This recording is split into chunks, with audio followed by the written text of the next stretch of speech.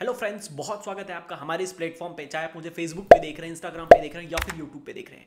Dear friends, Maldives कोई ऐसा पहला देश नहीं है जिसे इंडिया ने घुटनों पर लाया है, बल्कि ऐसे 4 और देश हैं जिन्हें इंडिया ने पिछले 4 सालों में घुटने टेकने पर मजबूर कर दिया है।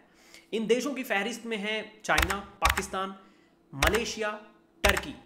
ये चारों ही देश इंडिया के अगेंस्ट जाकर स्ट्रैटेजी बना रहे थे, लेकिन इंडिया के लोगों ने अपनी देशभक्ति से, तो कभी इंडियन गवर्नमेंट ने अपनी डिप्लोमेसी से, या फिर कभी अपनी स्ट्रैटेजी से इन देशों को काउंटर किया है।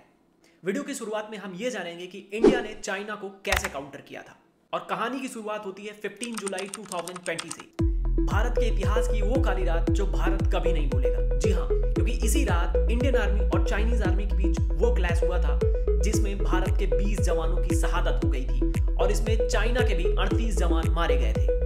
और ये इंडिया चाइना के बीच पिछले 45 सालों में सबसे खराब क्लैश था। और इसके पीछे चाइनीज आर्मी की बहुत ही प्रिपेयर्ड क्लेवरनेस थी, क्योंकि चाइनीज आर्मी इन पेट्रोलिंग पॉइंट पर अपना कब्जा करना चाहती थी। और भारतीय जवानों की शहादत के बाद पूरे देश में प्रदर्शन शुरू हो जाते हैं। देखिए, लद्दाख की गलवान घाटी में 20 भारतीय सैनिकों की शहादत के बाद पूरे देश में चीन के खिलाफ गुस्सा है। लोग सड़कों पर उतर आए हैं। सड़क पर उतरकर चीन के सामान के खिलाफ लोगों का ये गुस्सा फूट रहा है। पूरा पश्चिम, उत्तर, दक्षिण देश के ये अलग और पूरे देश में boycott China, boycott Chinese product की ही मुहिम चलती है। और बिना गवर्नमेंट के इंटरफेरेंस के ये मुहिम इतना स्प्रेड होती है कि पूरे देश में लोग चाइनीज प्रोडक्ट का बाइकॉट करने लगते हैं। इसी दौरान कई सारे पेट्रोलिंग पॉइंट्स को लेकर इंडियन आर्मी और चाइनीज आर्मी के बीच मिलिट्री कमांडर लेवल बातचीत भी शुरू होती है, क्योंकि इन पेट्रोलिंग पॉइंट से चाइना और इंडिया की आर्मी डी एस्केलेट होना चाहती रहे। इंडियन गवर्नमेंट पे इंडियंस का प्रेशर लगातार बढ़ता जा रहा था कि इंडियन गवर्नमेंट कोई स्ट्रिक्ट एक्शन ले चाइना के अगेंस्ट।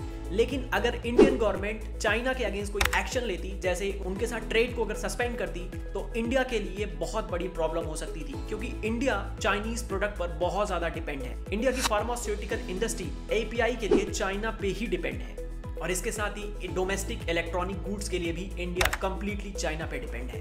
यही वो रीजन था जिसके कारण इंडियन गवर्नमेंट चाइना के साथ ट्रेड को सस्पेंड नहीं कर सकती थी। लेकिन भारतीय लोगों की देशभक्ति ने चाइनीज प्रोडक्ट का बाइकॉट कर दिया, जिसके कारण चाइना को एक बड़ा भारी नुकसान हुआ। और इस क्लैश के 5 महीने बाद जनवरी 2021 में चाइना की गवर्नमेंट के द्वारा एक कस्टम डेटा रिलीज किया जाता है और बताया जाता है कि इस क्लैश के कारण इंडियंस ने चाइना के प्रोडक्ट को बाइकॉट किया और इससे चाइनीज इंपोर्ट 24.7% तक गिर गया। और इससे चाइना के साथ इंडिया का जो एनुअल ट्रेड था उसमें 18% की गिरावट आई। यही वो कारण था कि अगले ही महीने यानी फरवरी में जब इंडिया और चाइना के बीच कमांडर लेवल टॉक हुई, तो चाइनीज आर्मी पेंगोंग त्सो से डी एस्केलेशन के लिए तैयार हो जाती है और पेंगोंग त्सो से दोनों ही सेनाएं पीछे हटती हैं। और चाइना के साथ इस क्लैश में इंडिया की जीत होती है। और ऐसा इसलिए क्योंकि इस बार भारतीयों की देशभक्ति ने इस बाइकॉट मूवमेंट को एक्सेलरेट किया, आगे बढ़ाया और चाइना को घुटने टेकने पर मजबूर कर दिया। और चाइना को भी यह बात समझ में आ गई कि भारत के साथ अगर ट्रेड करना है तो इंडियन बॉर्डर्स पर साइलेंट ही रहना होगा।